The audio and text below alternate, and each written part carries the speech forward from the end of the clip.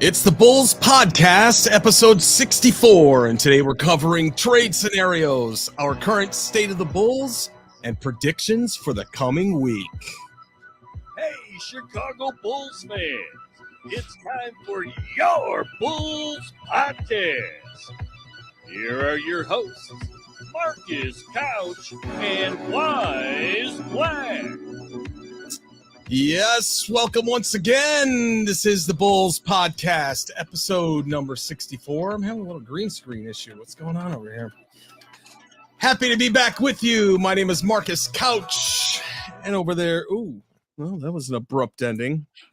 Anyway, there's Wyse Black. How you doing, my bud? Great, sir. How you doing? Well, man, we got to get back into the yo-yo-yos. You know, you haven't done that since we started that video. Yeah. I might bust it out one day. We'll see. Yeah, get some audio, like flashback stuff. Yeah. This green screen's bugging me, but that's cool. All right, everybody, what's up? Welcome to the Bulls Podcast, episode 64. Hope you're with us in chat, everywhere else. We've got a lot to cover.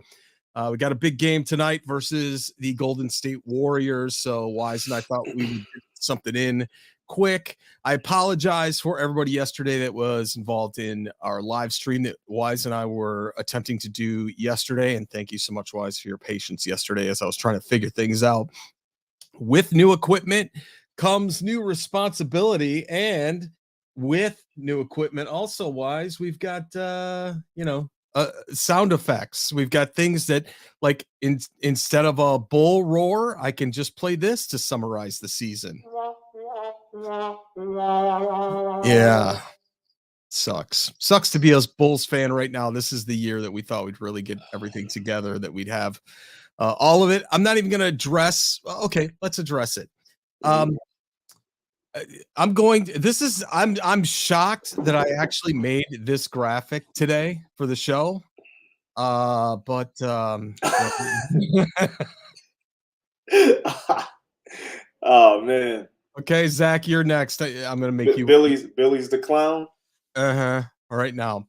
So before we really get into it, one of the latest news pieces was that Shams said that the Chicago Bulls actually signed Billy Donovan to a contract extension after the playoff run last season. Even though it was just a one-game playoff run, they decided, hey, that's good enough, man. One game in the first round before you exit and get killed. Yeah, we want more of that. So thus, the Billy Clown tirade was going on here. And I want to say clown because I want to go back to two different things. Let's go back to the Phoenix Suns game first, Wyse, and go over some of the things that were said in the press conference by Billy, and let's examine them. I've got three different breakdowns here of Billy within this press conference, and let's just digest them one by one. What do you say? Sure thing. Hey, Billy, how disappointing is it that, I mean, you guys, it isn't like last year, wherever it was an elite team or upper echelon team, you guys had poor performances. I mean, you guys beat Boston twice. You beat, at the same time, to have a game like this, the game against Denver. How disappointing is the inconsistency now against these elite teams? You've shown that you could beat them, but why sometimes still that big drop off? Yeah, I mean, I think the disappointing part, the challenging part, or whatever word you want to use, is that's exactly what it is. It's consistently being inconsistent. If that makes any sense, it's just. And that's the part that we're like, we at times we can be two different teams. We can be a team like in Utah that's really helping each other, and we're kind of on a string and we're moving. And then there's, other times that we're not like that. And I think that when you play, against a really good team like Phoenix, who's won at a high level, who's got obviously a lot of consistency inside their team.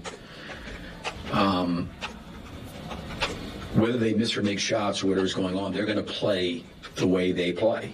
and we've got to be able to play the way we need to play for us to be successful. There's times that we do it, and there's other times we don't. We've got to be better at that, you know. Yeah, I know. I do know. Consistently inconsistent. What do you think of that comment? Very fitting. I mean, so I want to know why do you call? I mean, so you say he's a clown, right? I'm building here. Okay, you're building. All right, cool. Your comment on that one thing. Consistently inconsistent is a good way to put it. I mean, Okay. When I look at them, man, he's right. Like, or the reporter is right, just in terms of how they have shown that they can beat these elite teams, right? But I sometimes don't know whether it's, those elite teams are sleeping on the Bulls because they're looked at as one of the lesser teams in the league right now, right? And then it's flipped on its head when the Bulls play the lesser teams in the league, like the Orlando Magic, the Thunder, and teams of that ilk who got up to beat them. And what it looks like to me is the Bulls are just a mid-level team. Like they're just like a middle of the pack team. They're probably the 15th to the 20th best team in the league, if you ask me. So, I mean, yeah. If Patrick Williams was a 16-8 guy, would that would be tremendous. Yeah, I think we'd probably be 5 more games in the win column. So it was what game was it? I think it actually was this Phoenix game when KC, I believe it was, who asked Billy, just in terms of how he felt about, their up and down and all of that. And Billy basically pointed out how he understands how they're winning.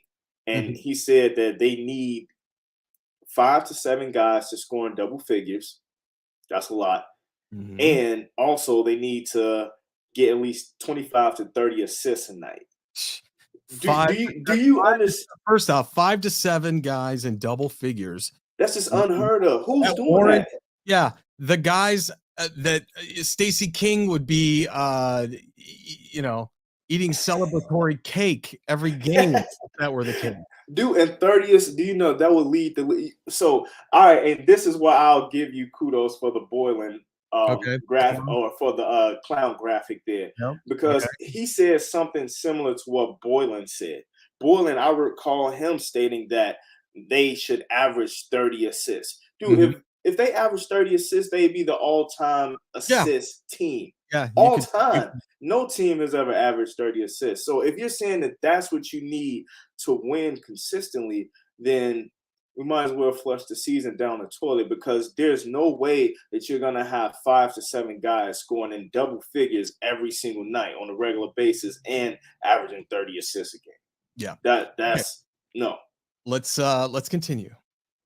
Beyond how ridiculous Devin was offensively, it seemed defensively there were a lot of times where you guys had trouble with the game plan, or you had players out there kind of pointing at each other on the floor. What did you see defensively? Did you see some? What There was one time early when Vucevic pointed down at the floor for a guard to pull in. Yeah.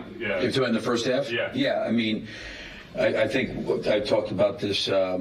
Maybe a couple of games ago, we've got to be a team that protects the paint. And with a guy like Booker, you're going to have to send two, to him. And a lot of times, the guy that Vooch is guarding or our center's guarding is just going to get behind his head. That's going to happen sometimes. And our weak side's got to be pulled in, And I thought to start the game, there were a few possessions like that where our backside was not pulled in enough.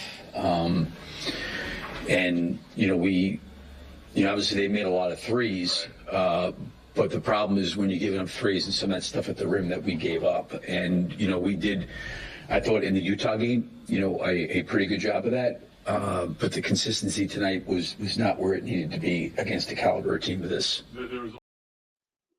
Okay. Clearly. Yeah. So we got one more here. But it was very telling when it was noticed that I think, and that was Casey there, saying guys were pointing at each other in the first half. That tells me these guys are not accepting personal responsibility. They're blaming each other. Mm. Fitting statement. Yeah. Very- So then that begs the question. Then I mean, how are things looking behind closed doors? I mean, obviously the team is probably frustrated, right? Mhm. Especially losing games that they should win. This wasn't an issue early last season. They were beating up on all of the teams that they should beat. I mean, granted, With the Phoenix same is guy. Phoenix, right? But still, nonetheless, like they should be competitive in these games. Yeah. So our big three, they just don't fit well together, is what it seems like to me. And Yeah, they're you know becoming how we frustrated. finally figured out how to stop Devin Booker? Let him score enough so he doesn't have to play in the fourth quarter. That's our new strategy. Drop 51 on you in 3 quarters. Insane. Bad. All right, let's continue. This. There was also a possession where you called timeout and looked like you were upset with something Isla did. Were you supposed to be in the zone there? I mean, we threw everything at him. I mean, we trapped him. We threw a box and one at him. We tried to face guard him. To his credit, he had a great night. He shot over us a lot of times. We put Derek in there to try to put more length on him. We had Patrick on him. We had Alex on him. And he really got it going. But we were in a box of one at that point in time. And when he was coming off, you know, Isles got to recognize the guy's got 40-something points. You know, go get him. You know, just get the ball of his hands. And, you know, we hadn't spent a lot of time on the box and one. There's been a little bit of time, but not a lot. But that's what we went to, and that's when I called that timeout, because obviously the guy who was in the box on him had gotten screened, and he's got to go over there and provide help when that happens. Yeah. So now, why didn't they try and at least get Book into some sort of foul trouble, or at least take some charges, or try and get on the bench that way? If you can't stop a guy one way, there's multiple ways in this game that you can take somebody out of the game if you want to. Yeah, I feel that. Like maybe, trying to put him in positions where he has to guard, you know, a tough opponent like maybe Zach or I feel that. But honestly, I mean, so it also comes down to, and I think Billy said this before, it also does come down to the players. Like sometimes it is on the players too. And I think it's glaring how badly our perimeter defenders are outside of Caruso. I mean, but when it comes to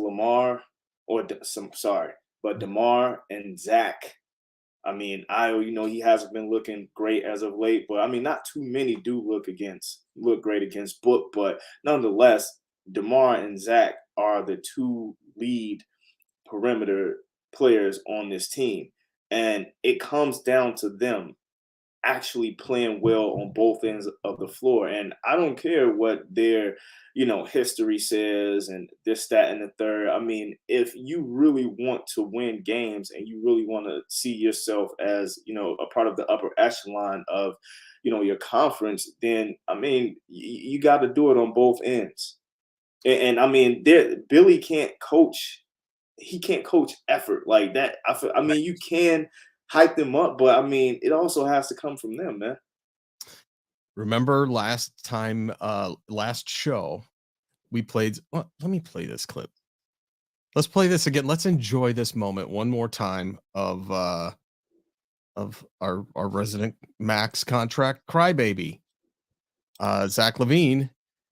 And let's listen to him again, because he's telling us, hey, I'm that kind of player. I'm the kind of player that can make a big difference in the game. Where were you, bro? To not bring you back in crunch time. So as you said, give you a chance to shake out. We didn't get to that. I think that was just his opinion on the game. You know, I think he said the second unit or the other guys that he brought in, which they did a great job of coming back into the game. And it was a very winnable situation. You know, I told him at the very least, bring me in for free throws. You know, I think I could have helped at least seal the game with free throws, help get the ball in bounds. You know, one of the best players on the floor, regardless who's playing. You know, and I think that should be on the court at crunch time, and that's just the mentality I have. Zach, we're going to ask him this too, but do you feel? Yeah. I'm one of the best players in the game. Show me, bro.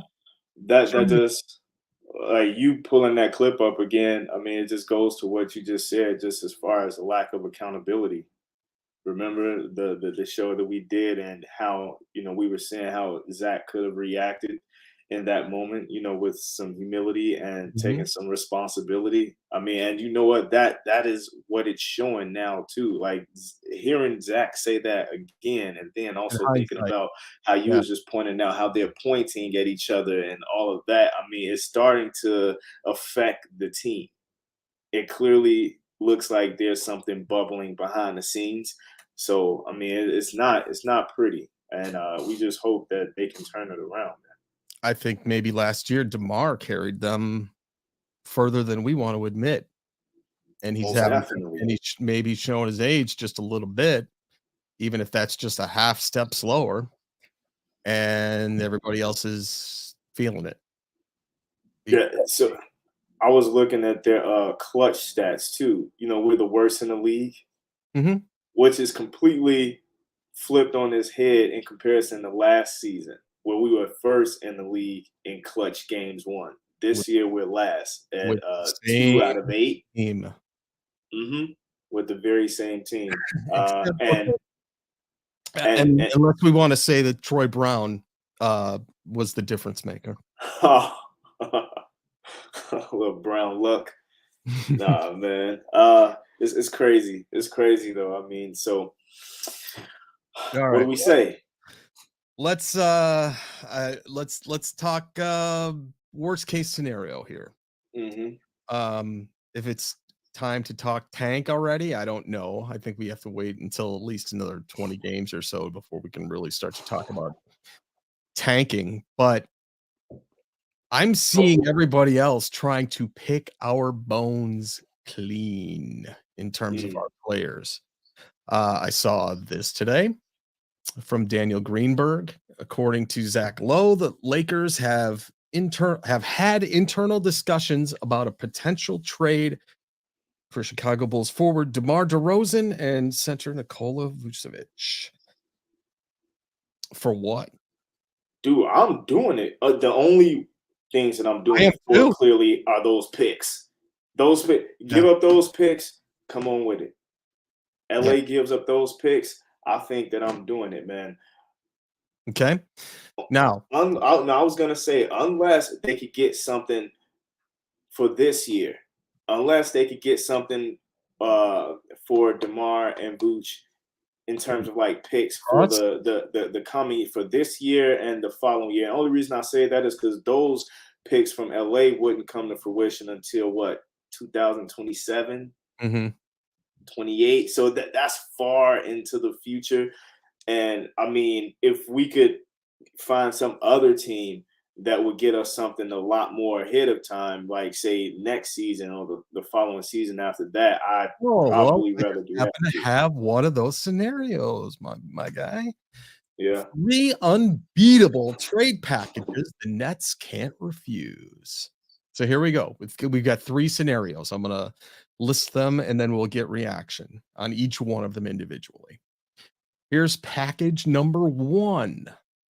The Bulls give the Nets DeMar DeRozan, Nikola Vucevic, Io, Patrick Williams, and a Wow. top 3 protected first round pick in 2024, 26, and 28. So we're giving up 3 draft picks, P. Will, What? Io, Vooch, and DeRozan to get KD. What do you think? Oh my God. Kevin Durant and Zach LaVine. Mhm. I'm not doing it. I'm sorry. Ooh. I don't know if I could do that. Only reason I say that is because I'm looking at what KD is doing over there in Brooklyn right now by himself. I mean, what has he proven that he can do it by himself? Has he? I mean, granted, he has Zach LaVine, but to me, Kyrie Irving was better. Well, that's a different story.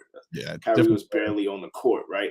But still, he had Kyrie for at least a bit over half a season and James Harden yeah. for a full season, and he still couldn't win it. I mean, I love KD. KD is actually my favorite player, but that is, oh man, All right, I don't think I would give up Patrick Williams. Everything else but Pat. okay.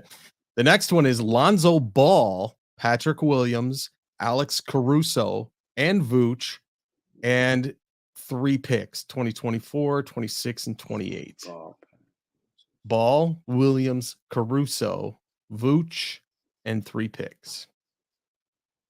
for KD again. Yeah, this is all for KD. Oh, for KD. Okay. Then 3, this is the one I would do.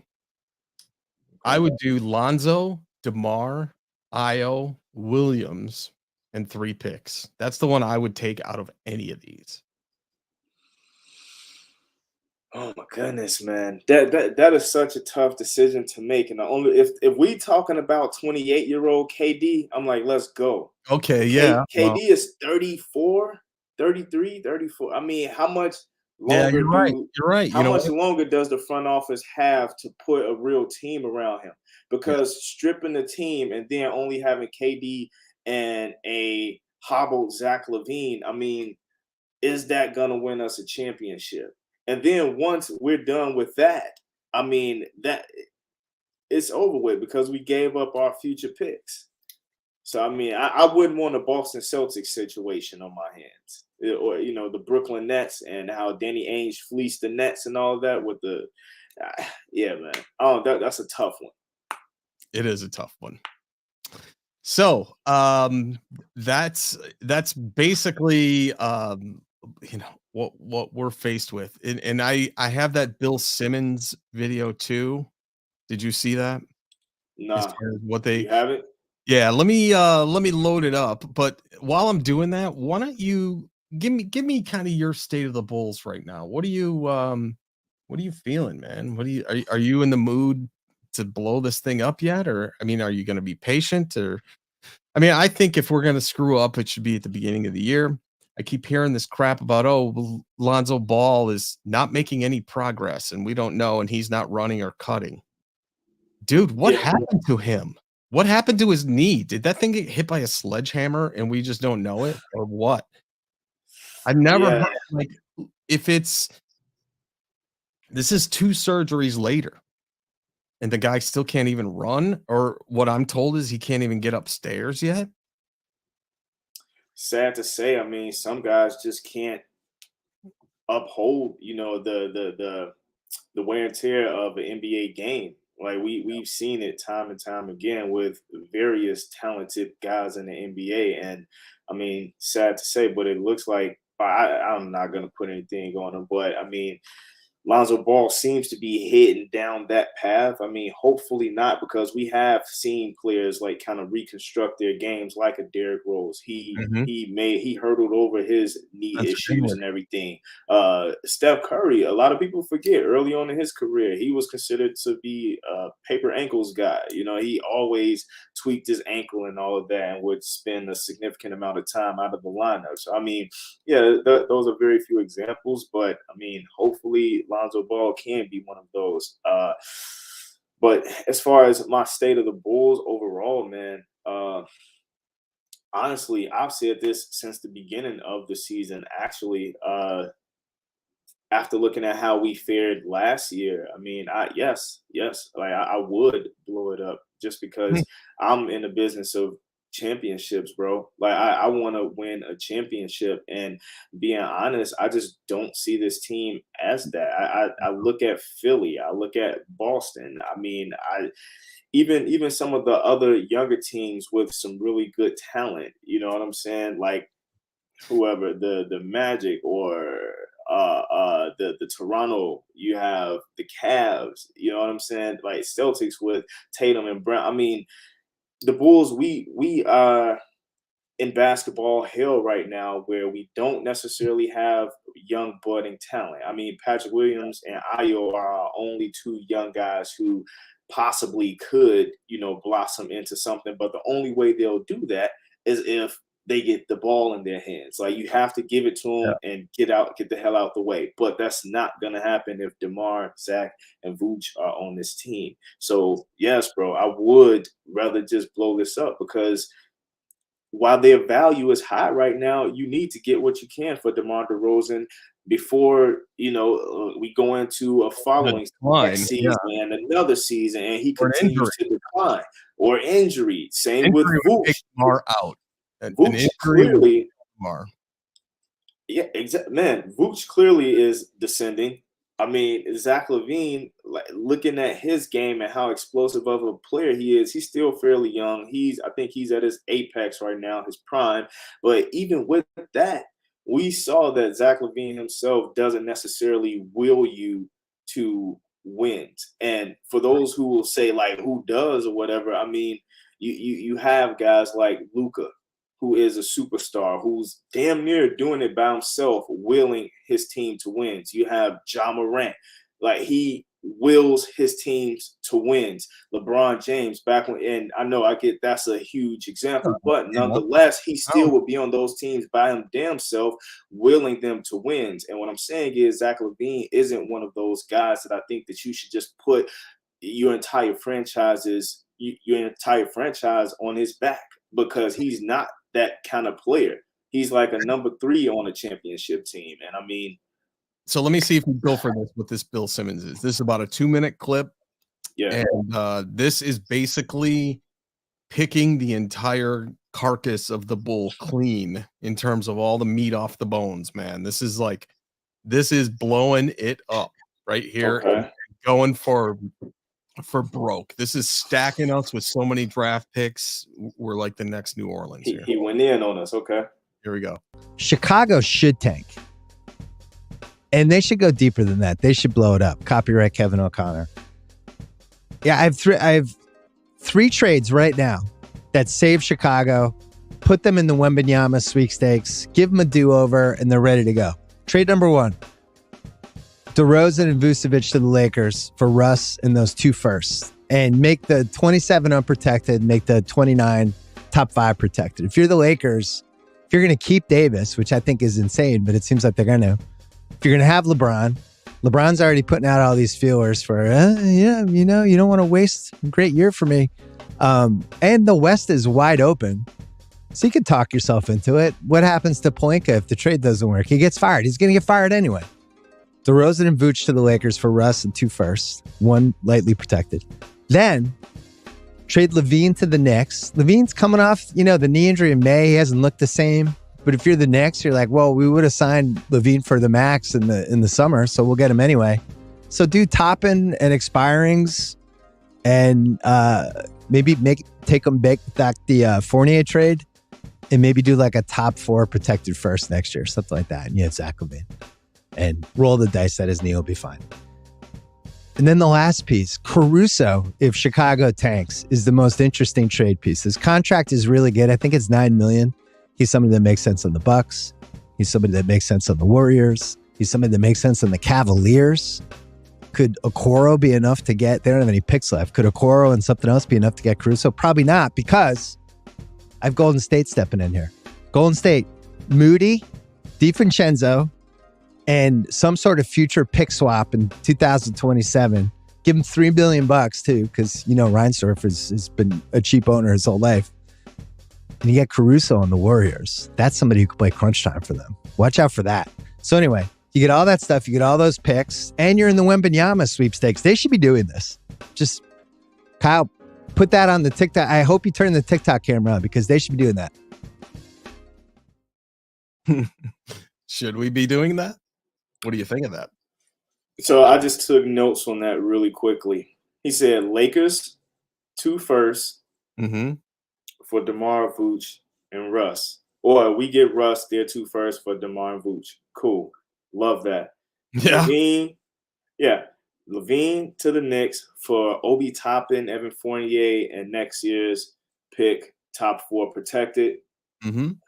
Not mad at it. Moses Moody, Dante DiVincenzo, and a Warriors pick. So that is basically what I'm saying.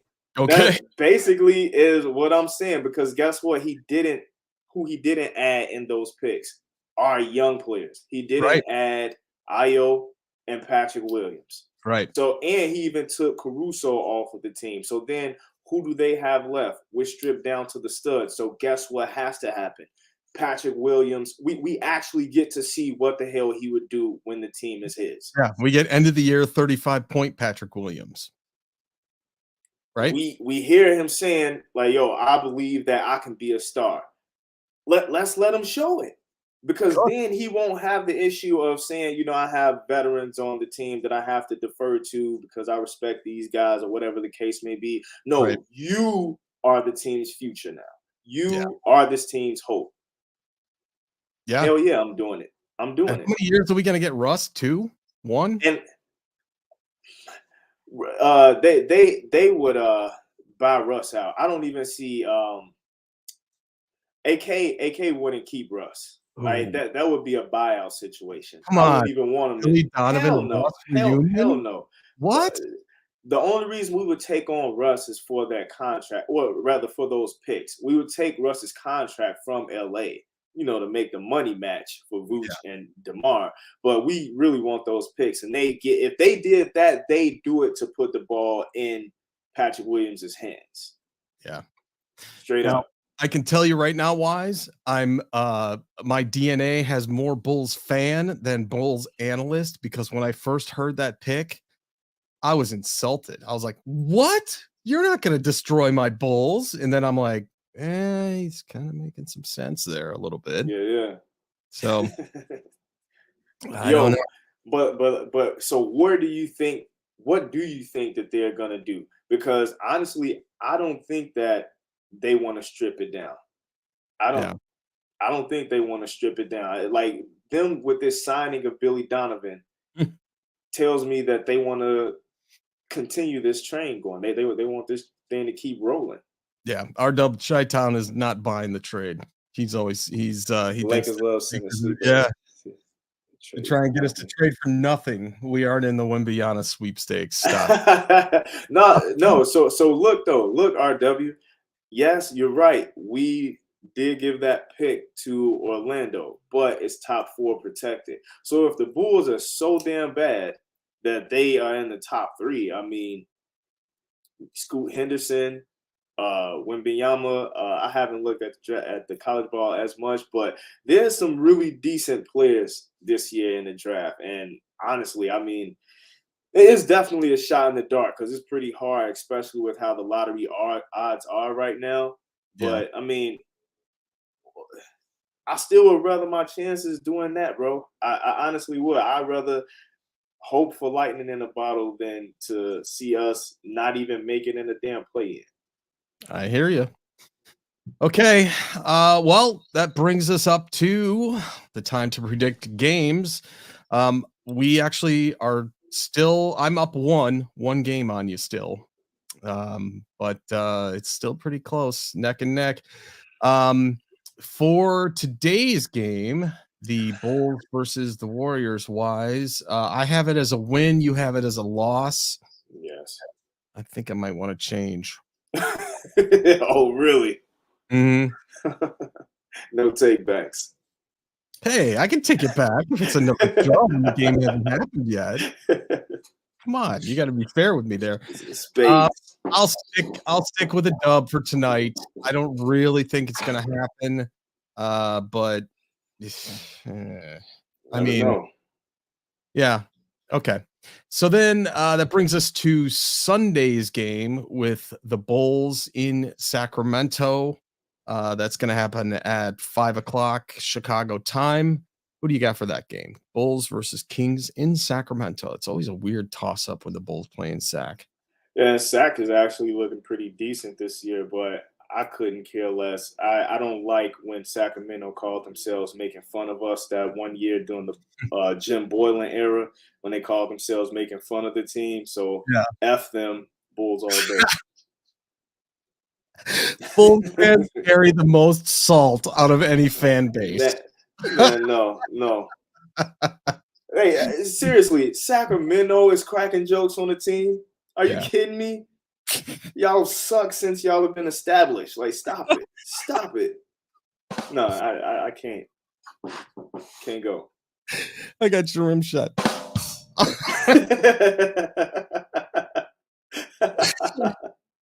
Oh God. Now you got me today. Okay. Nice. Well, then we got 3 days off. Bulls versus Wizards back in the United Center. We got a couple games coming up in the UC. Daniel Gafford revenge game, possibly. Who knows? What do you got for Bulls Wizards? I think the Bulls, by the way, are going to lose to the Kings. So we'll Okay. differ on that one. Yeah. Bulls Wizards. Who you got? Wednesday. I got to win. Okay, I do I gotta too. win. Yeah. All right.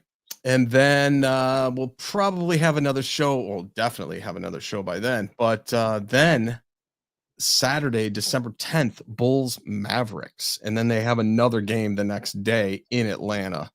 So I don't know if this is going to be a rest situation for anybody or load management, but Bulls Mavs Saturday the 10th. Who do you got? Luka is going nuts, but I'm still gonna go with the Bulls. Okay. I'm going to go with the Mavs. Okay. We're split. This is going to be the Kingmaker prediction week for us, isn't it?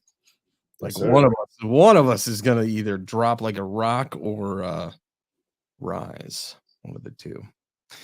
So that being said, we will close it out for this one. Remember, everybody, you can find everything Bulls Podcast related at Bulls Podcast, and even on YouTube, we're now at Bulls Podcast. So shout out to them. Thanks for everybody that participated in the show today. Wyse, where can they find you on social media? You can find me at radical_creator, Twitter and Instagram. And of course, you can find me over on my YouTube channel as well. Just type in Wyse Black, WYSE, Black spelled the normal way. All right. And you can find me at Marcus Couch. Until next time, go Bulls.